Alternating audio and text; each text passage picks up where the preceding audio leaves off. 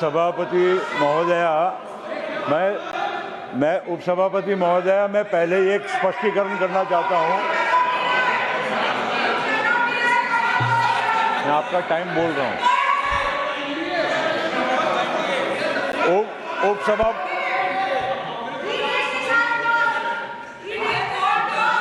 Kindly continue.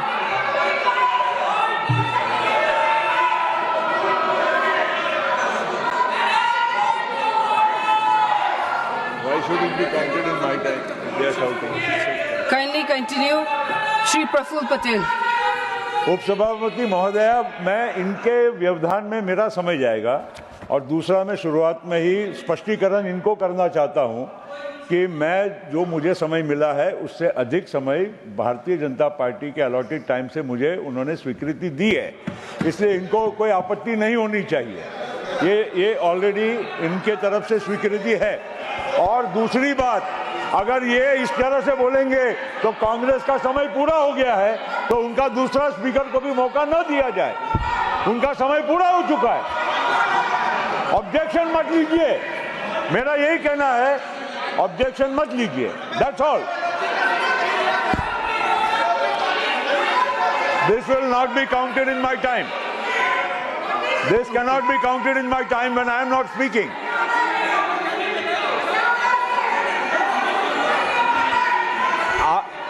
मैं अपना समय इसमें नहीं गिनती होने दूंगा। एक दूसरा, भारतीय जनता पार्टी ने मुझे अपना कुछ समय दिया है, इसलिए इनको कोई आपत्ति नहीं होना चाहिए। अब मैं शुरू करूंगा। उपसभापति महोदया,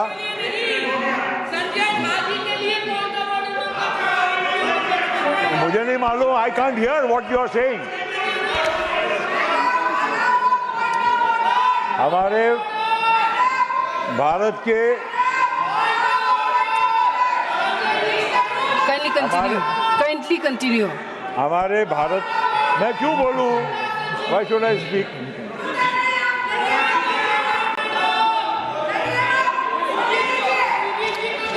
honourable member, kindly continue. You bring the house to order, ma'am. Otherwise, why should I be speaking? Kindly continue.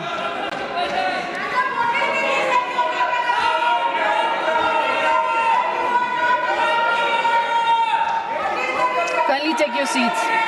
Honorable members, kindly take your seats. Point of order is the... Kindly take your seats. Kindly take your seats. Kindly take your seats. Honorable members, kindly take your seats. I request Shri Praful Patel to please continue. You have a point? To please continue. हमारे भारत के संविधान के 75वें वर्षगांठ पर आज हमारे इस सदन में चर्चा हो रही है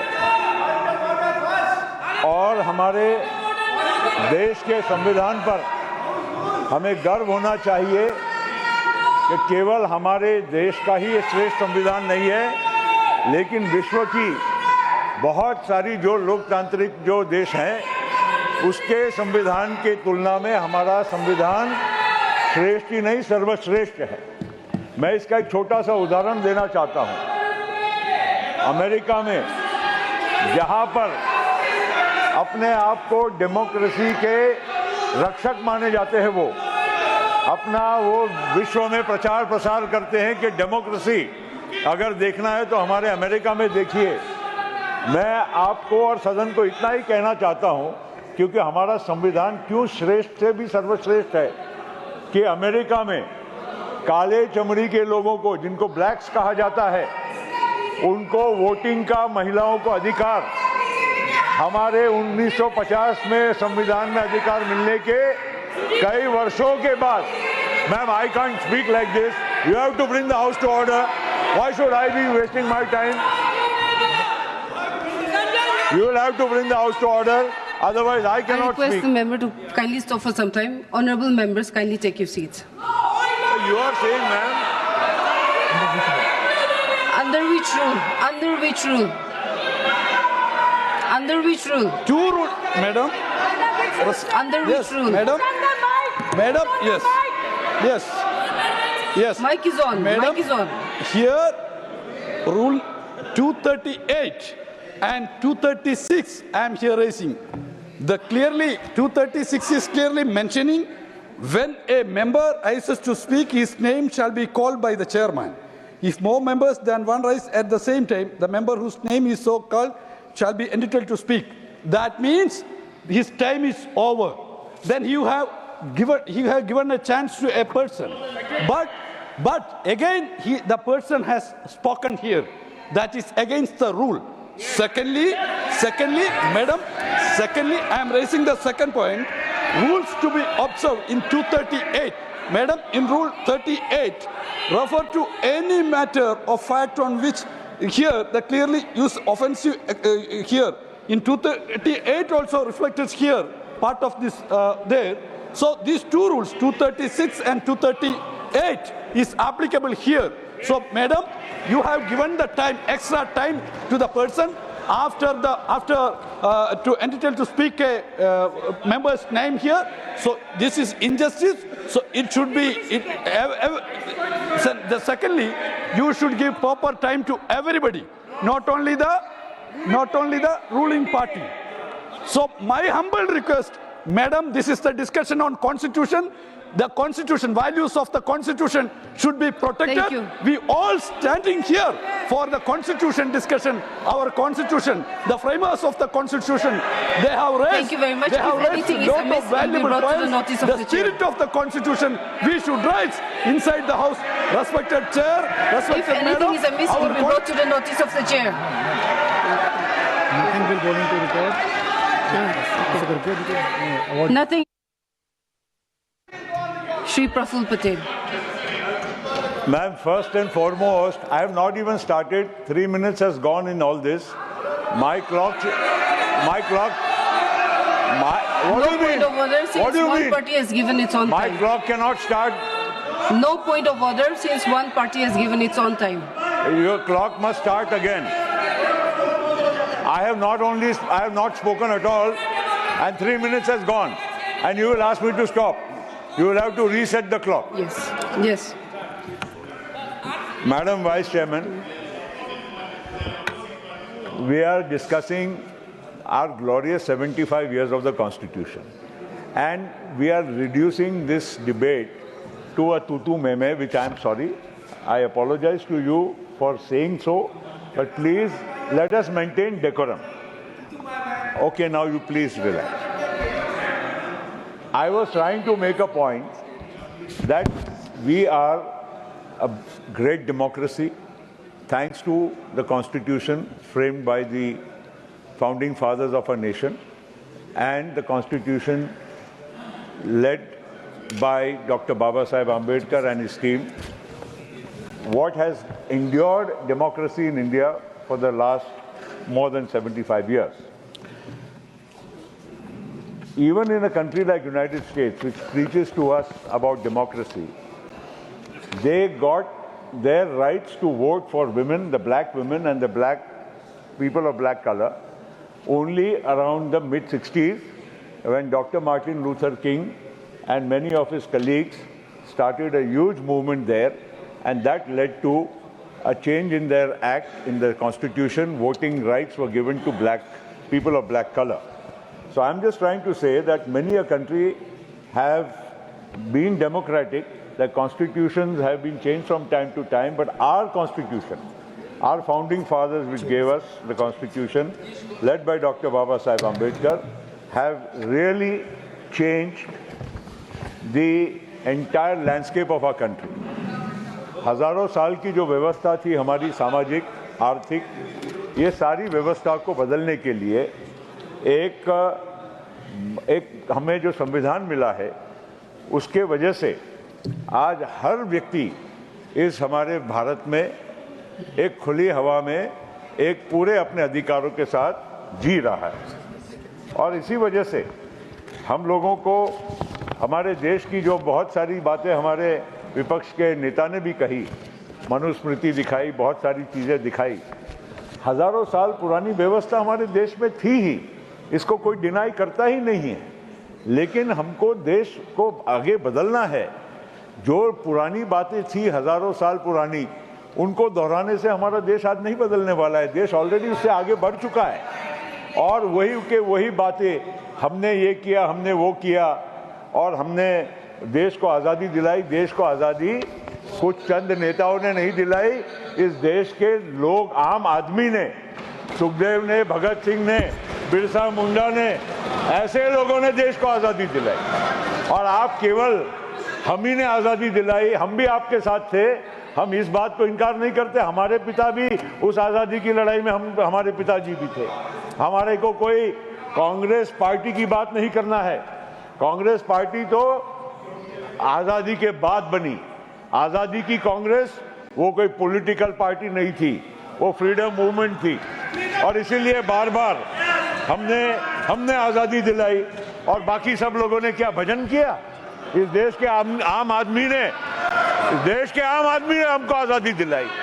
वो अगर नहीं जुड़ते तो आज़ादी मिलने वाली नहीं थी। और इसीलिए आज अगर हमारा देश 75 वर्षों के बाद भी हम खुले भारत में, आज़ाद भारत में जी रहे हैं और इतनी डाइवर्सिटी के बावजूद, कहाँ पूर्वोत्तर है, कहाँ दक्षिण भारत है, कहाँ कश्मीर है, ये सारे जो मुल्क को एक रखने में केवल और केवल हमारे भारत के संविधान की शक्ति है। और इसी वजह से इसको हम लोगों ने ये हल्की बात करके 75 वर्षों की जो एक शानदार हमारा जो प्रवास रहा है, उसको हम छोटा ना करें और छोटा ना दिखाए। ये मैं आप लोगों से कहना चाहता हूँ। हमारे आजू बाजू के मुल्कों में देखिए, उन्होंने भी हमारे साथ साथ आज़ादी मिलाई, उसके बाद उन्होंने भी संविधान बनाया, लेकिन उनके संविधान वो टिक पाए क्या? वहाँ लोकतांत्रिक व्यवस्थाएं टिक पाई क्या? कहीं मिलिट्री रोल आया, कहीं कू हो गया, कहीं और कोई बातें बनी। ये सारी हमारे संविधान की डॉक्टर बाबा साहब आम्बेडकर, उनकी टीम ने जो उस टाइम पे इसको फ्रेम किया, कॉन्स्टिट्यूशन को, कोई एक रात में बना नहीं है। बहुत मंथन हुआ, अलग अलग वक्ताओं ने बात कही है, इसलिए उसको दोहराना नहीं चाहूँगा, लेकिन बहुत लोगों का इस कॉन्स्टिट्यूएंट असेंबली में और उसके साथ साथ जो बहस हुई उसमें योगदान रहा है। और उसमें प्रमुख योगदान डॉक्टर बाबा साहब आम्बेडकर रहा है, इसको कोई इनकार नहीं कर सकता। हमारे देश में हमने देखा है, क्योंकि आप लोगों ने राजनीतिक कुछ बात कही, इसलिए मैं भी कहूँगा कि अगर लोकतंत्र के इस प्रवास में सबसे बड़ा धब्बा अगर लगा था तो 1975 से 77 में लगा था। इमरजेंसी इस देश में लगी थी। हम लोग उस टाइम पे कॉलेज में पढ़ते थे, सभापति महोदय, और कॉलेज में पढ़ते थे, हमें याद है कि किस तरह से लोगों को अपने जो मूल अधिकार थे उससे वंचित रखा गया। अरे लोग साहब खेतों में भागते थे, पेड़ों पे जाके बैठ के छुपते थे, क्योंकि नसबंदी हो जाएगी। लोगों को पकड़ पकड़ के जेलों में डाला जाता था। ये सब हम लोगों ने हमारे आंखों से देखा हुआ है, कोई नई बात हम कर रहे हैं ऐसी बात नहीं है। और इसीलिए आज अगर हम बात करते हैं तो कौन से इन लोगों के तरफ से ऐसी बात आई कि जो हमारी आज़ादी को, हमारे लोकतांत्रिक व्यवस्था को सक्षम करने के लिए रही है। मैं आपको ये भी कहूँगा कि हमारे देश में अभी बहुत चर्चा चल रही है, इनके ही नेता बोलते हैं कि जिसकी जितनी आबादी उसको उतनी, क्या बोलते हैं, हिस्सेदारी, आप भागीदारी, हिस्सेदारी जो भी बोलते हैं। मुझे आज जितनी जिसके जो भी आपने कहा वो बात सही। अब बताइए, अब कास्ट सेंसस की बात करते हैं, SC ST का रिजर्वेशन, ये हमारे ओरिजिनल कॉन्स्टिट्यूशन का एक हिस्सा है। उसके बाद में हमारे देश की सामाजिक व्यवस्था को देखकर मंडल आयोग का एक गठन हुआ था साहब। मंडल आयोग जब बना और उसकी जो सिफारिश आई तो वो किसने स्वीकार की? और मंडल आयोग की सिफारिश कब आकर हमारे सरकार के पटल पर पड़ी थी? उस वक्त कांग्रेस की सरकार थी, राजीव गांधी की सरकार थी। और उसके बाद जब विश्वनाथ प्रताप सिंह जी हमारे देश के प्रधानमंत्री बने, तब हाँ, आपकी सरकार, ठीक है भाई, जो भी है, इतिहास की बात है। तो उस वक्त विश्वनाथ प्रताप सिंह के टाइम पे मंडल आयोग का सिफारिश को स्वीकार करने का काम हुआ।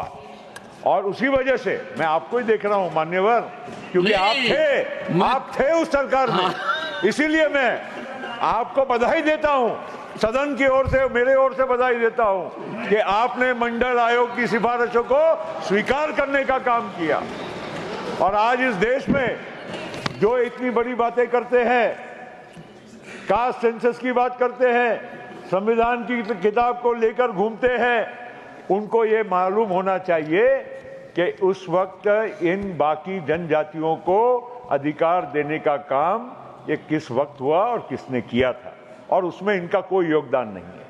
और इसी वजह से मैं कहना चाहता हूं कि आज बहुत सारी बातें इन्होंने तो 370 का विरोधी किया, वोट नहीं डाला, बाहर चले गए। मुझे बताइए 370 की धारा, आप तो एक कॉन्स्टिट्यूशनल एक्सपर्ट खुद ही हैं, अधिवक्ता रहे हैं, बड़े अधिवक्ता, मुझे आपको कुछ जान बताने की जरूरत नहीं साहब। 370 एक टेम्पररी प्रोविजन था हमारे कॉन्स्टिट्यूशन में, और वो भी अगर हम डॉक्टर बाबा साहब आम्बेडकर के कॉन्स्टिट्यूशन को एक गीता, कुरान, हमारा बाइबल, गुरु ग्रंथ साहब जो भी हम मानते हैं, जिसको आप लेकर घूमते हैं, तो उसमें ये भी तो हम लोगों ने देखना चाहिए था, पढ़ना चाहिए था। बाबा साहब आम्बेडकर ने जो ड्राफ्ट किया संविधान, उसमें टेम्पररी प्रोविजन था। और टेम्पररी प्रोविजन का मतलब उस हिस्सा हमारे देश में जब जुड़ा तो उस देश को हिस्से को जोड़ते वक्त कुछ वक्त उनको देना चाहिए, वहाँ की विशेष परिस्थितियों को ध्यान में रखना चाहिए।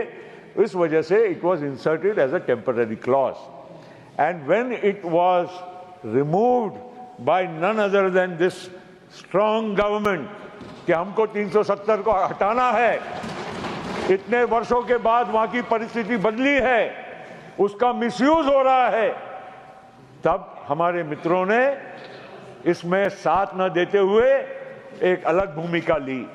और दूसरी ओर आप संविधान और बाबा साहब आम्बेडकर की बात करते हो, तो उनका सम्मान करने का काम, उनकी इच्छाओं का सम्मान करने का काम इस बाजू से हुआ है, उस बाजू से नहीं हुआ है। और इसीलिए आप SC ST की बात करते हैं ना हमारे दिग्विजय भाई, आप तो मध्य प्रदेश में बहुत आपने घूमे हैं, बहुत पदयात्रा की है।